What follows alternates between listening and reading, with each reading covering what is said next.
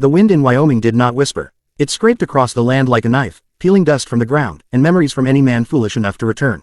Caleb Montgomery felt that wind clawed his coat as he rode toward the Double M Ranch for the first time in 10 long years. He came back for one reason, to bury a father who had hated him, and to sell the broken land that had taken more from the Montgomery family than it ever gave. But as Jericho, his rangy brown stallion, crested the last ridge, Caleb felt something else stirring under his ribs. Not fear, not sorrow, something darker, something unfinished. The land below looked like a wound on the earth. The once white ranch house sagged to one side. The fences were broken, the windmill screamed in protest with every spin, and the yard was choked by weeds. This place had raised him. This place had ruined him. And yet he was tied to it all the same. He dismounted slowly, taking in the silence, not the quiet of peace, but the hollow stillness of a home that had been left behind too long.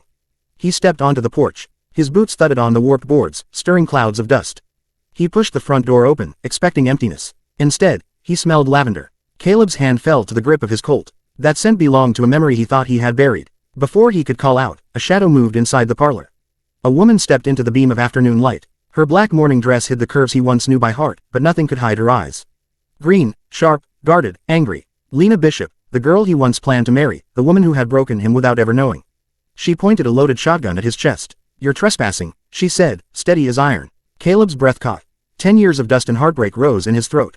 "Lorena," he whispered. She didn't blink. "State your business." "My business is standing on my own land." Her jaw tightened, but her hands trembled ever so slightly. "Your father is dead. We buried him 3 days ago. You weren't here. I was 3 states away when the telegram came." Caleb said, "Now put the gun down. I'm not here to harm you." "I don't know who you are anymore," she said. "The Caleb I knew wouldn't have abandoned his father. That man made his choices and I made mine." His voice hardened. "But the law still stands. I'm the heir. Why are you here, Lorena? Did your husband send you to settle one of my father's debts?" Something inside her shattered. The shotgun lowered an inch. "Jedediah is dead," she whispered. "He died last winter." Caleb blinked, the hostility draining from him. "I didn't know. I'm sorry. He was a good man." Her gaze drifted from his boots to the dust on his coat. "As for why I'm here, I live here now." Caleb stared at her. "You what?" "I moved in 6 months ago to care for Elias when he could no longer stand without a cane.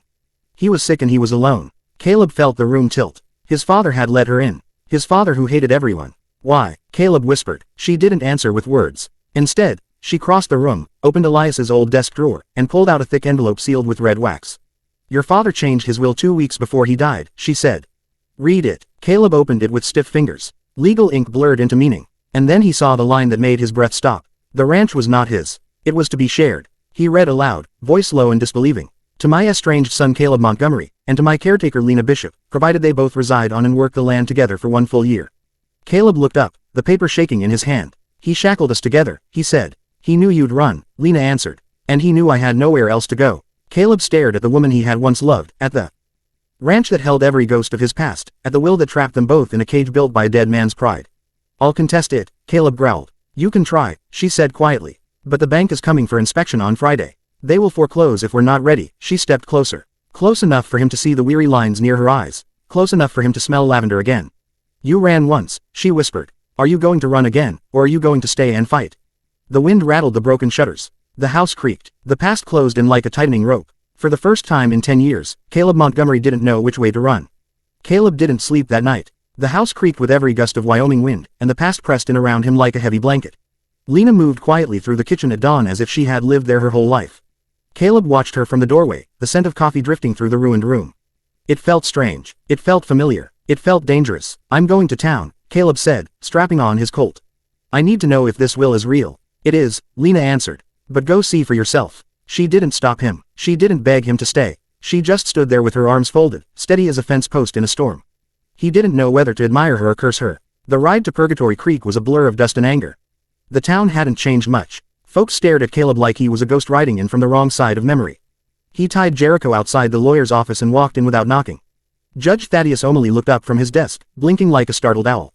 "Caleb Montgomery, my condolences. Is the will real?" Caleb snapped, slamming the paper down. Molly adjusted his glasses and read slowly, lips moving. After a long silence, he nodded. "Your father meant every word of it." "Why her?" Caleb demanded. "Why Lena Bishop?" The judge sighed because she took care of him when no one else would. She gave him company in his final years. She kept him alive longer than he deserved. He trusted her. Caleb didn't know what hurt more, the truth or the unfairness of it.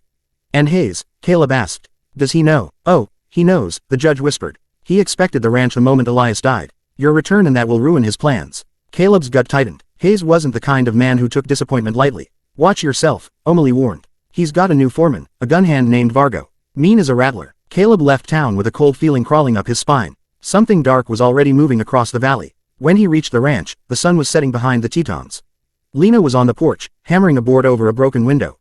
Caleb frowned. What happened? She dropped the hammer and pointed to the ground. Fresh boot tracks circled the barn. We had a visitor. Someone watching the house. Caleb felt his heartbeat sharpen. He checked his Colt. Hayes sent them, he said. Lena's eyes darkened. There's something else. She walked to the table and unwrapped a cloth bundle. Inside was a chunk of quartz stray with a golden vein. Caleb stared. Is that real? Elias found it in the creek bed 3 years ago. Lena said softly. He wasn't digging wells for water, Caleb. He was looking for the source of the gold. Caleb ran his thumb across the heavy nugget. The metal shone even in the dim light. If Hayes knows about this, he will never stop. Lena finished. Caleb didn't have time to respond. A bullet shattered the kitchen window. Lena screamed and dropped to the floor. Caleb flipped the table and shoved her behind it as another shot tore through the wall.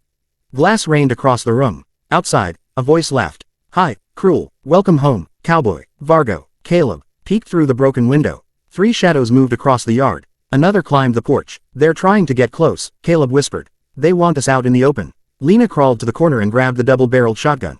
Is it loaded? Caleb asked. Buckshot in both barrels. Good. Watch the back door. If it opens, fire. Caleb fired 3 quick shots through the front window. One man yelped and fell back into the dirt, but more shadows moved in the dark. They were surrounding the house. Burn it, Vargo roared. Smoke them out. Caleb's blood ran cold. Fire was death in a drought. We have to move, he said urgently. The storm shelter. Go. Lorena scrambled toward the pantry. Caleb covered her, firing until the cult clicked empty. She yanked open a trap door hidden under a rug. A black hole yawned below. You first, she whispered. Caleb shook his head. Down you. She dropped. He followed and pulled the door shut just as glass shattered in the parlor above them. Flames crackled, boots thundered, furniture broke. In the darkness of the shelter, Lorena trembled against him. He held her close, feeling her heartbeat race against his chest. Above them, Vargo's voice echoed. Find the gold, tear the place apart. The men destroyed the house inch by inch. Crockery smashed, chairs splintered. The stomping above their heads made dust rain from the low ceiling. They won't stop, Lena whispered. Greater than, no, Caleb said quietly. They won't. Time passed slow and sickening. Finally, the men retreated. Their horses galloped away into the night. Silence settled. Caleb didn't move. He kept his arm around Lena until her trembling eased. When she finally spoke, her voice was barely a breath. Elias wasn't trying to hurt you, Caleb. He was trying to fix what broke. He wanted us to have a chance. Caleb felt her words like a blade and a bomb both. Why did you stay with him? He asked, voice raw. Why care for a man who hated you? Lena swallowed hard. Because he was the only link I had left to you. The darkness held them both. At dawn, they emerged to a ruined kitchen in a house barely standing. Lena brewed coffee like a declaration that the fight wasn't over. Caleb holstered his Colt and said the words he knew she feared. I'm going to town. I need answers. Be careful, she whispered. Hayes won't rest now. Caleb touched the brim of his hat and rode out, unaware that the war for the Double M was just beginning. Caleb rode into Purgatory Creek with a storm brewing behind his ribs. The night attack had changed everything. Hayes wasn't waiting for the law. He was taking the ranch piece by piece, starting with fear and ending with fire. Caleb pushed through the double doors of Hayes's bank without knocking. The room went silent. Clerks froze. Papers stopped rustling. Brone Hayes stepped out from his balcony office dressed in a fine gray suit that did nothing to hide the rot beneath his smile. Caleb Montgomery. Hayes purred. I was wondering when you'd come calling. Caleb didn't waste time. Call off Vargo. Hayes's eyes twinkled. My foreman. He's a bit enthusiastic but loyal. If something happened out there, I'm sure it was a misunderstanding. He tried to burn the house down. Caleb snapped. That's no misunderstanding. Hayes stepped closer. Let me give you some advice. Sell the ranch. Take the money. Leave this valley before something unfortunate happens to you or that widow hanging around your porch. Caleb didn't think. He grabbed Hayes by the lapels and slammed him into the teller's cage hard enough to rattle coins. You touch her, Caleb growled. And I'll bury you myself. Sheriff, Hayes shouted. Sheriff Tagert appeared, worn down and avoiding Caleb's eyes. Let him go, Tagert ordered quietly. Caleb released Hayes with disgust and walked out. The entire town watched him like he carried death in his shadow. But Caleb was done being afraid. He bought lumber, nails, ammunition, and supplies with the last of his money. As he loaded the wagon, a familiar voice spoke behind him. Easy, son, you look ready to shoot the sunshine. Caleb turned. Jubal Early, older, rougher, a limp in his step, but alive and sharp-eyed as ever. You always show up when trouble's thickest, Caleb said. And you always jump in head first, Jubal answered with a grin. I heard about your little disagreement with Hayes. You're going to need help. I can't pay you, Caleb warned. Didn't ask for pay, Jubal said. Hayes took my brother's farm last year. I owe him one. Caleb nodded once. Jubal climbed onto the wagon beside him. They rode back through the fading light. When the ranch came into view, Lena was on the porch, hair loose around her shoulders, hammering broken boards back into place. Her face lit when she saw Jubal. "You old goat," she called. "I thought you died." "Too stubborn," Jubal said. "Now move aside, miss. I'm here to work." That night, silence settled once the repairs were done. Jubal took watch in the barn. Caleb found Lena standing at the edge of the porch, arms crossed against the night chill.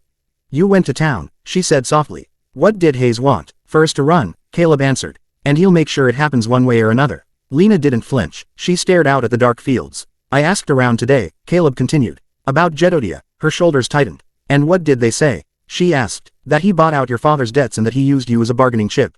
Lena's breath hitched. "Is that what you think? That I married him for money?" "I don't know what to think," Caleb admitted. "I wrote you every week for a year. I told you I was saving money to send for you. Then one day I got a letter saying you were married." Lena's eyes widened with shock and pain. "You wrote," she whispered. "Caleb, I never saw a single letter."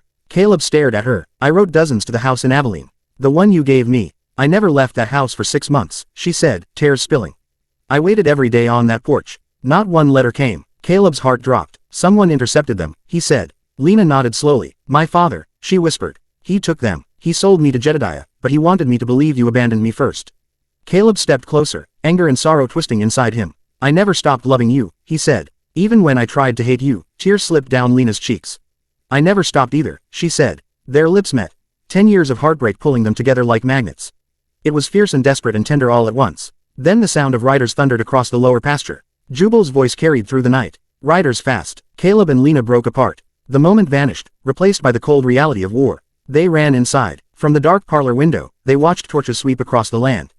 Gunshots cracked in the distance. Cattle screamed. Hooves thundered. "They're stampeding the herd," Jubal growled. "Every last one." "They don't need to kill us," Caleb said. "If they take the cattle, the ranch shows no profit. The bank forecloses." Lena's face stiffened. "Hayes is destroying us without ever pulling a trigger." By dawn, the herd was gone. The ranch was worthless on paper, but the gold remained. At the kitchen table, the three of them laid out a map. The room smelled of coffee and defeat. "We have 3 days until inspection," Lena said. "Without the herd, we fail." "We have the nuggets," Caleb said. 5 worth. "Can't cash it here," Jubal warned. "Hayes will seize it. You take it to Cheyenne, Federal Assay Office. Only safe place. Then we ride to Cheyenne," Caleb said. Tonight, they packed the wagon under a moonless sky. Caleb taught Lena how to shoot his Colt behind the barn. Her hands trembled at first, but by sunset she hit targets clean.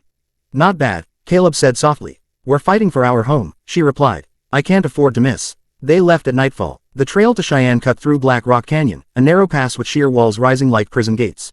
Halfway through, Caleb froze. A pine tree lay across the trail. "A trap," he shouted. Rifle fire erupted from the ridges. Bullets struck the dirt around them. Horses screamed. The wagon lurched. More riders blocked the rear trail. Vargo's voice echoed off the canyon walls. "End of the trail, cowboy." Caleb's eyes darted to the left. The slope was steep, but Jericho might make it. He grabbed the sack of gold and lashed it to the saddle. "Caleb, no," Lena cried. "Jericho can climb. The wagon can't," he said. "You take the gold. You get to Cheyenne. I'm not leaving you. You have to," he said, gripping her shoulders. "Save the ranch. Save us." He lifted her onto Jericho and slapped the horse hard. Jericho bolted up the slope, hooves scraping rock, bullets chasing them.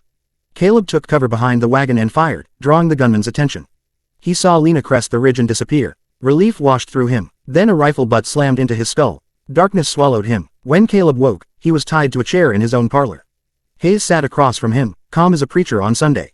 "You think I want your gold," Hayes said. "I want the railroad money. The new spur line needs water rights. Your land is worth a fortune." Caleb stared stunned. It was never about cattle, never about gold. Hayes wanted an empire. "Sign the deed," Hayes ordered. "Live, refuse, and Vargo finishes you." Caleb looked past Hayes toward the window. A flash of sunlight reflected off a ridge. A rifle signal. She came back. Caleb took a slow breath. "Fine," he said. "Give me the pen." Hayes leaned forward. The window exploded. A rifle shot ripped through the room. Vargo toppled with a scream. Now Caleb surged out of the chair and slammed Hayes into the wall.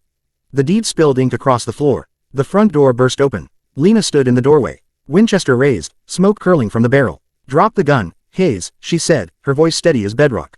Sheriff Tagert arrived minutes later. Vargo, terrified and bleeding, confessed everything. The map Hayes had confirmed his scheme. The sheriff slapped irons on him. 3 days later, Caleb and Lena returned from Cheyenne with the lien paid and a new contract in their hands. The ranch was safe. That evening, the sky burned soft orange over the Tetons. Lena stood on the porch, watching the wind move through the grass. Caleb wrapped his arms around her from behind. "You staying this time?" she asked. Caleb kissed her hair. "I'm done running," he said. "I'm home." The double M stood behind them. No longer a ruin, but a beginning. A place built not by gold or land or law, but by a love strong enough to survive the West itself.